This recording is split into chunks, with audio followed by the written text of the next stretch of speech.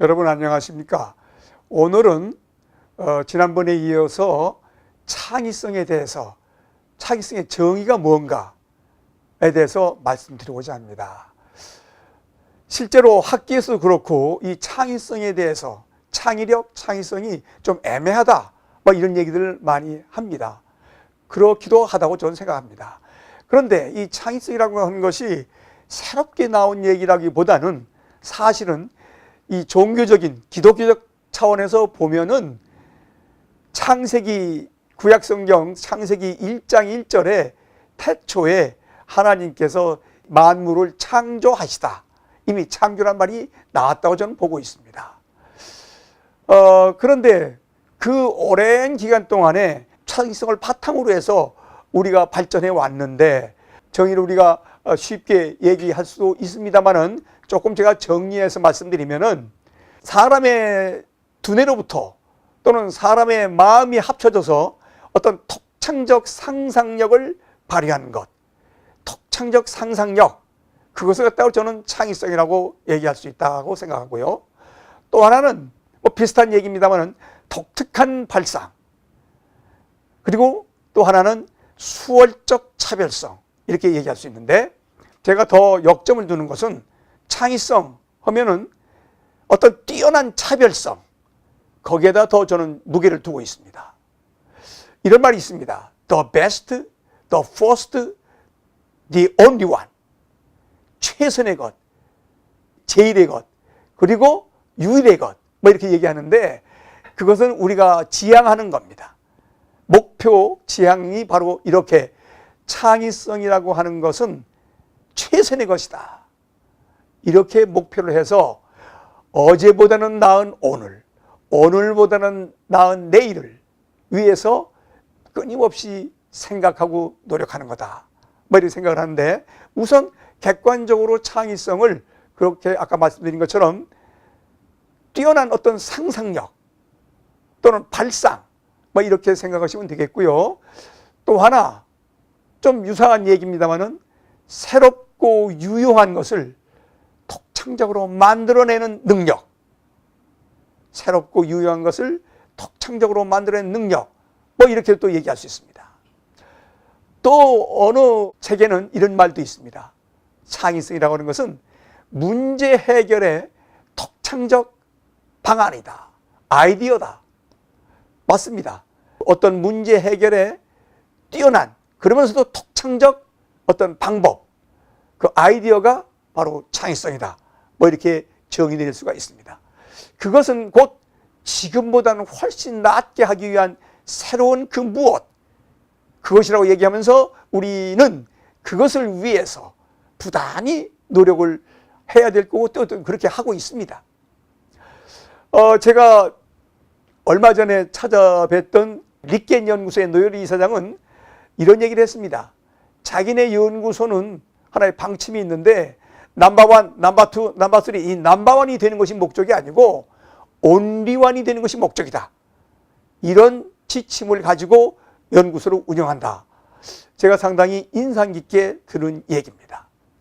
그 다음에 또 하나, 미국의 락펠러가 또 이런 얘기를 했습니다. 자기는 이 창의성이라고 하는 거, 평범을 비범으로 바꾸는 능력이다. 이것도 얼마나 좋은 얘기입니까? 보통 것을 갖다가 뛰어난 어떤 비범한 것으로 바꾸는 능력이다. 그래서 저는 또 다른 말로 더 붙인다면은 평범 속에서 비범을 찾아내는 능력, 이렇게 저는 얘기를 붙이고 싶습니다. 우리가 사는 이런 평범한 생활 속에서도 얼마든지 비범을 찾아낼 수가 있다. 이렇게 하면은 어느 누구도 우리는 희망을 갖지 않을 수가 없습니다. 보통 속에서 그야말로 차별성 있는 비범을 찾아내는 능력, 그게 창의성이다 하면은, 그런 창의성을 갖기 위해서 우리가 얼마나 노력을 해야겠다 하는 그 각오를 갖지 않을 수가 없다고 저는 생각하고 있습니다. 얼마 전에 세상을 뜬 법정 스님의 책 속에도 이런 말이 있습니다. 창의력은 새로운 생각을 해내는 힘이다. 그런데 이것은 본래부터 있는 것이 아니라 우리가 진지하게 탐구하고 추구하는 노력을 통해서 그 바탕이 이루어진다. 또한 케빈 켈러라는 분은 이런 말을 했습니다. 창의성이란 우리 모두가 DNA 속에서 다 가지고 있는 능력이다. 어떤 천재다, 또 영재다만 가지고 있는 것이 아니라 우리 모두가 DNA 속에서 이미 가지고 있는 능력이다. 이 능력을 얼마나 잘 우러낼 수가 있느냐, 그게 이제 중요하다. 그래서 제가 지금 창의성에 대해서 관심을 갖고 공부한 지가 지금 한 10년이 넘습니다만은 창의성에 대해서 정의를 고민하다가 소위 크리에이티브라는 말을 우리가 많이 씁니다. 크리에이티브 매니지먼트, 크리에이티브 컨트롤 뭐 등등 여러 가지가 있는데 이 창의적이라는 말을 쓰려면은 적어도 앞으로 제가 말씀드린 그 8가지 요소가 거기에 들어가야 된다. 그게 뭐냐? 첫째는 프레쉬해야 되는 것. 즉 새로워야 된다. 둘째는 유스풀해야 된다. 유익해야 된다. 세 번째는 프로덕티브해야 한다. 생산적이어야 한다. 네 번째는 스피리추얼해야 한다. 영적이어야 한다. 그 다음에 다섯 번째는 애드벤처로서 해야 된다. 모험적이어야 한다. 그 다음에는 여섯 번째는 큐리어스하다. 뭔가 재미가 있어야 된다. 그 다음에 일곱 번째는 디스팅귀시해야 한다. 그야말로 수월성. 이 수월성 속에는 차별성이 들어가 있습니다.